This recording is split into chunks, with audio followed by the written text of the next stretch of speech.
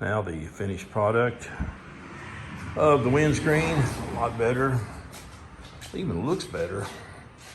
I don't know why why don't they come with those? It looks like it's more appropriate for the, oh yeah. It looks more appropriate for the machine. Yeah. Yeah, and you do have to take these screws out right here, and then you pull it a little bit, and you can do a little connector in there. So far, that one on that side, I couldn't. It was something was hung up back inside there. It wouldn't let me pull it out. I feel like I was. You can actually see some of the wiring back in there. So once I took this off, whatever was kinking in behind there, I jiggled up down, and I got more slack and brought it out here, and then put this back on. There's two screws you'll see right here, one underneath, one down there. And then lets you, in case you have that problem. You shouldn't have that problem. It looked like a little rare intertwining with another wire back behind there. I just was afraid to pull on it. I probably could have pulled a little bit more and gave myself some slack, but you know, I was a little cautious about it. So yeah, and there you are. See how they come through the hose just like it's meant to be. Yeah, just like it was meant to be. And, you know, nothing's hitting on nothing. And that looks like a lot better. You got this much more, which it looks like, and then this air right here looked like to me. And when I was sitting on it, okay, yeah. Anyway, when I was sitting on it, there was a lot of air that I had was coming around and hitting me right in the midsection. I got quite a mid section there. Blah, blah, blah. Anyway, so that looks like, and this comes up about, looks like about maybe 1.5 inches more all the way around. So that might help on the buffeting on the helmet on top of my head. And then you got this coming out here too, where the other was just a little bitty, you know, about right in there. Then I do remember a lot of air hitting me on the rib cage, you might say.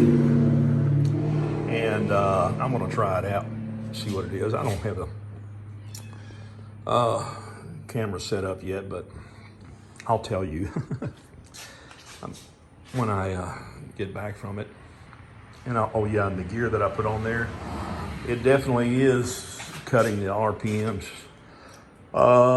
close to 600 RPMs less, and a little less buzzy. That's what I liked about it when I put the took off the 15 tooth canter gear, sprocket gear, and put a 16 tooth on it. It helped. I don't think I would want to lower it any more than that. I do have a 17 tooth over here. I'm going all over the place with my stories, aren't I? This was, I don't know if this is the one. No, this was the 15 tooth, isn't it? Yeah. That was the 15 tooth, I believe, yeah.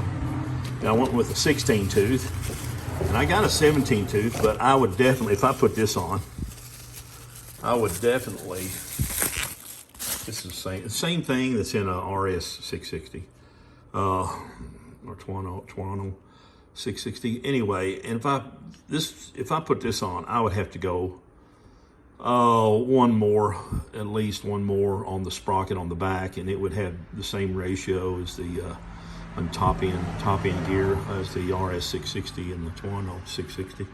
But I don't want to do that. I think I gotta. That would be 2 teeth up. This is a 17 tooth, and the Tuaregs, that machine right there, comes out with a 15 tooth front and a 42 tooth rear. And since the RS 660s has a 17 and a 43 tooth, me putting a 17 tooth with that 42 tooth rear, I'd probably maybe hurting bottom end. I don't want to do that, and I'm going pretty good speed. You know, shoot up to 80 before you know it, and then I don't like to stay at 80 miles per hour all the time. If I go, now if I'm in Texas, there are some roads there, and I know out west there's some roads.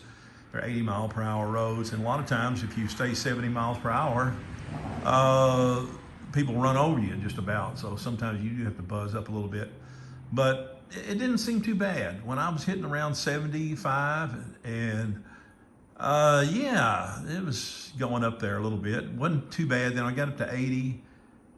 I was spending a little more RPMs, and I did drop the RPMs down by about 500 RPMs less with just one more tooth up on the counter gear. So that helped a lot, and I still got incredible, might say, plunking around first gear. Now second gear is when I ended up second gear. Before, it seemed like second gear was low enough. I was driving back here in the field, popping in third, it seemed like all the time, and I almost hit fourth. Now it's first, I hit second, and I may, that'd be good enough, which you don't need to go 100 miles per hour in the dirt, you know. But anyway, so I'll keep it at, running at this ratio right here. That'll be a 16 tooth front and a 42 tooth rear, 42 tooth rear, teeth rear, yeah. So now if I put this 17 tooth, that's making that thing a 247, 2.47 to 1 ratio with that rear sprocket. Now that's higher up than it's not a race, it's not a high speed, high end bike. Look at it. It's not meant to go, 150 miles per hour. But if I put this on here, then I'm just wasting my time. It's at a 263 right now. But if I put this on here, I would definitely have to put a 43 tooth on the rear, 43 teeth on the rear. It's 42 now. And it would get me a 2.53 to 1, where right now it's a 2.63. Just by one tooth up on the front counter gear to 1, And so the setup is pretty good right there. I think I'm gonna leave it alone. And so it before with the 15 tooth, this one right here, yeah, you can even tell the difference.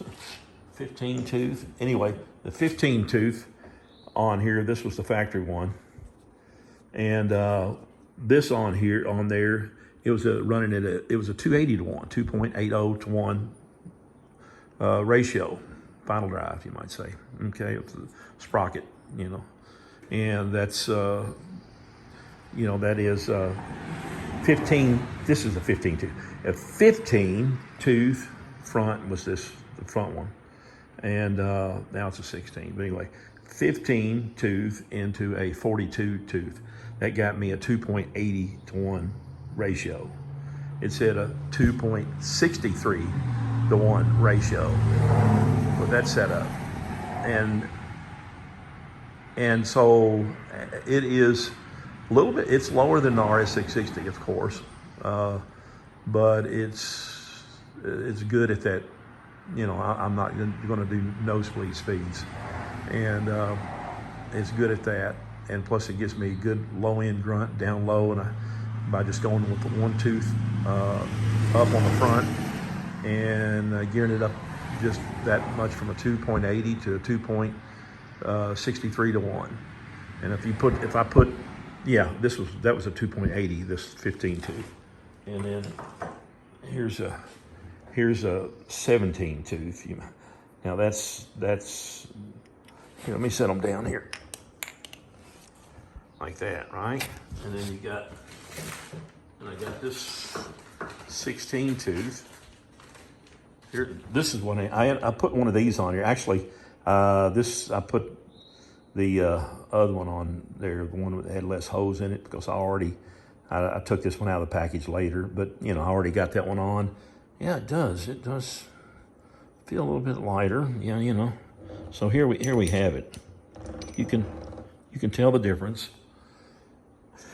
Yeah, you can tell the difference. There's more teeth on the bottom one. Yep, this is okay. This is a here. Let me do this. Sorry, this is 17, 16, 15. All right. Well, we gotta get it right, man. Yeah. This will fool you too, the way this is on here, so don't get alarmed. This is always on the out. Anyway, yeah, so it goes like that. Yeah. So we got, all right, 16, 15, whoa, 17.